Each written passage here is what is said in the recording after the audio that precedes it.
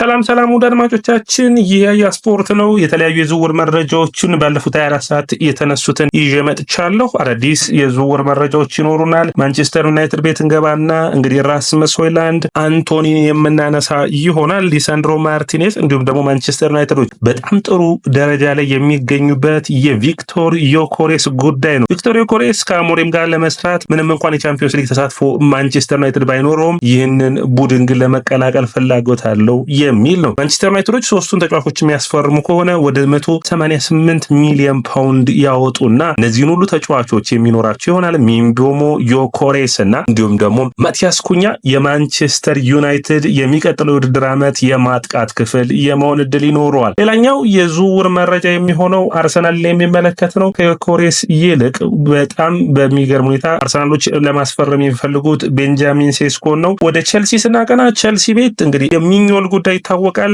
በተለይ ትናንት በግብ ጠባቂነት አይተነዋል። እንግዲህ የፈረንሳይና የስፔን ጨዋታ እንዴት አያችሁት? አድማጮቻችን በጣም አስደሳች የነበረ ነው። 5-4 የተጠናቀቀ ነው። ላሚን ያማል ድንቅ ብቃቱን አሳይቷል። በዛ ጨዋታ ላይ እንግዲህ በፈረንሳይ በኩል ጥሩ ኳሶችን ሚኞል ሲያድን አይተናል። በስፔን በኩልም ጥሩ የሆነ በብቃቱን ኡናይ ሲሞንስ አሳይቶናል። ስለዚህ በአጠቃላይ እንግዲህ እነዚህ ሁሉ መረጃዎች ይኖሩናል።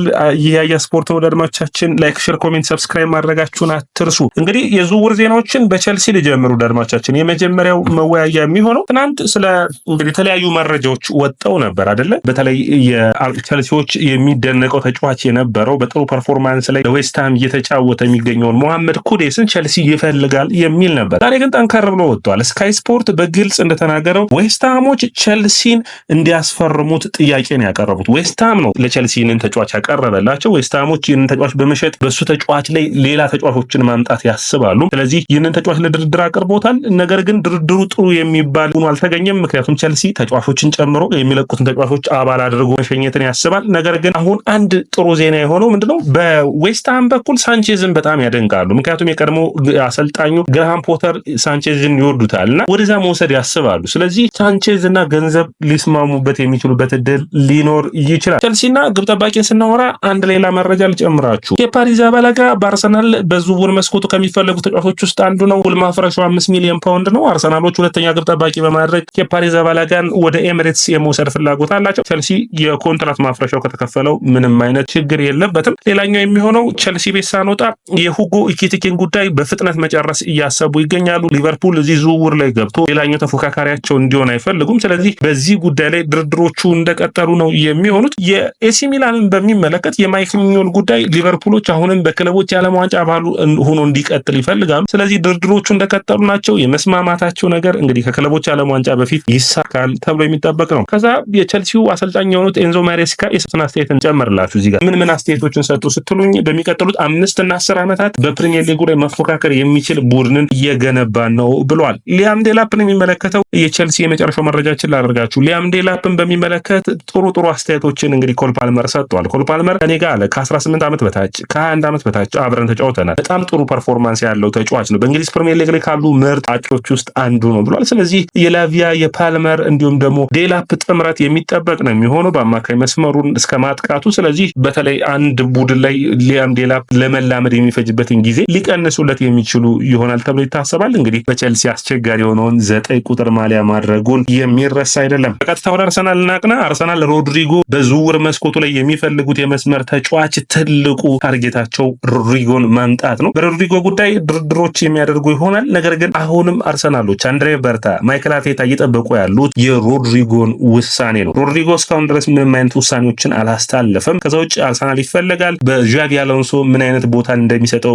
ማየት ይፈልጋል። ስለዚህ አርሰናሎች ተረጋግተው የዚህን ተጫዋች ሁኔታ ማየት ይፈልጋሉ። ሁለተኛ የሚነሳው ግን ፍራንኮ ማስታንቱኖን የሚመለከት ነው። ፍራንኮ ማስታንቱኖ ይህ ተጫዋች እንግዲህ ወደ ሪያል ማድሪድ የሚያደርገው ዝውውር ከክለቦች የዓለም ዋንጫ በኋላ የሚጠናቀቅ ይሆናል። ሪያል ማድሪዶች እየጨረሱ ያሉት ነው። ስለዚህ ሪያል ማድሪዶች ይህንን ተጫዋች የሚያገኙ ከሆነ ኦልሞስት በቀኝ መስመር ላይ ነው የሚሰለፈው። ስለዚህ ኦልሞስት ቦታው ተወሰደበት ማለት የምንችልበት እድል ይኖራል። ስለዚህ ሮድሪጎ ሪያል ማድሪድን የመልቀቅ እድሉ አሁንም ሰፊ ነው። የመጫወቻ ጊዜ እጥረት ሊያጋጥመው ስለሚችል ስለዚህ በክለቦች የዓለም ዋንጫ ምን ያክል የመሰለፍ ጊዜ በዣቪ አሎንሶ ቦታ ምን ያክል እንደሚሰጠው ማየት ይፈልጋል። ከዛ በኋላ ውሳኔውን የሚያስተላልፍ ይሆናል። አርሰናሎች ግን ለኤጀንቱ ለሪያል ማድሪድም ንግግሮችን አድርገዋል። ቅድሚያ ማለት አሳውቁም ብለው ከዛ በኋላ ድርድሮችን ለመክፈት እንግዲህ አርሰናል፣ ቼልሲ፣ ማንቸስተር ዩናይትድ የሚፈለግ የነበረው በእንግሊዝ ፕሪሚየር ሊግ ካሉ ቡድኖች በብዙዎቹ የሚፈለገው ኦሲሜ አሁን ግን በሁለት ውሳኔዎች መካከል ላይ ይገኛል። ወደ አልአህሊ ያለበለዚያ በቱርክ ጋላታሳራይ ልቆይ የሚል ነው። ድርድሮቹ እንደቀጠሉ ናቸው። የመጨረሻ ውሳኔ ሆኖ ወደ እንግሊዝ ፕሪሚየር ሊግ ይመጣሉ።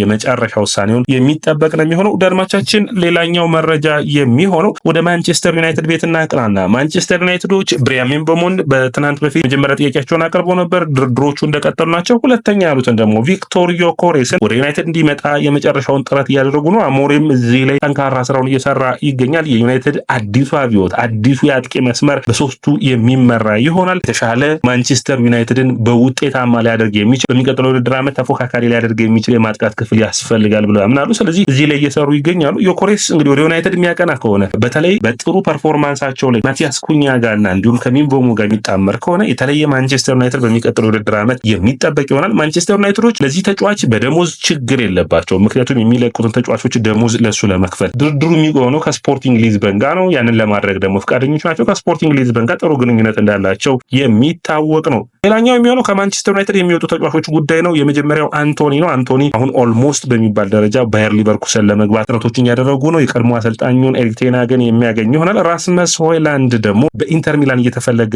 ይገኛል። ኢንተር 45 ሚሊዮን ዩሮ የመግዛት አማራጭ ያለው ተጫዋቹ በተጫወተበትና ባስቆጠራቸው ጎሎች ደግሞ የመግዛት አማራጩ ግዴታ የሚሆንበት ውል አቅርቧል። ማንቸስተር ዩናይትድ ግን በቀጥታ ሽያጭ ነው ይህንን ተጫዋች የሚፈልገው። ሌላኛው መረጃችን የሚሆነው በቸልሲ ቤት የምናውቀው ሬናቶ ቬጋ ለቸልሲ ለክለቦች ዓለም ዋንጫ የስብስቡ አካል የሚሆን ይሆናል። ይህ ለቸልሲ ጥሩ የሚባል ነው። አትሊስት ለኩኩሬላ እረፍትን የሚሰጥ ተጫዋች ይኖራል ማለት ነው በስብስቡ ውስጥ። ሌላኛው መረጃችን የሚሆነው ለአድማጮቻችን ወደ ሊቨርፑል ቤት እናቅናና ሊቨርፑል የዛን ድርድር ላይ ናቸው።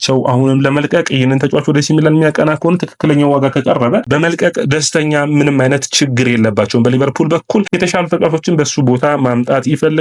ኒኮላስ ጃክሰን እና ቸልሲን የሚመለከተውን በማውራት የዛሬውም የዝውውር መረጃዎች እንዳጠናቀው አድማጮቻችን ቸልሲ እንግዲህ ይህንን አጥቂ በግልጽ ነግረውታል። 2 እና 3 ጊዜ በሚባል ሁኔታ ምንድነው ያሉት? በቀጣይ ውድድር ዓመት የዋናው አጥቂያችን አንተ አይደለህም ብለውታል። ከዛ ይልቅ ሌሎች አጥቂዎችን እናመጣለን፣ ተፎካካሪ አጥቂያችን ሆነ ትቀጥላለህ በማለት ነግረውታል። አድማጮቻችን ይህ ስፖርት ነው። ላይክ፣ ሼር፣ ኮሜንት፣ ሰብስክራይብ ማድረጋችሁን አትርሱ።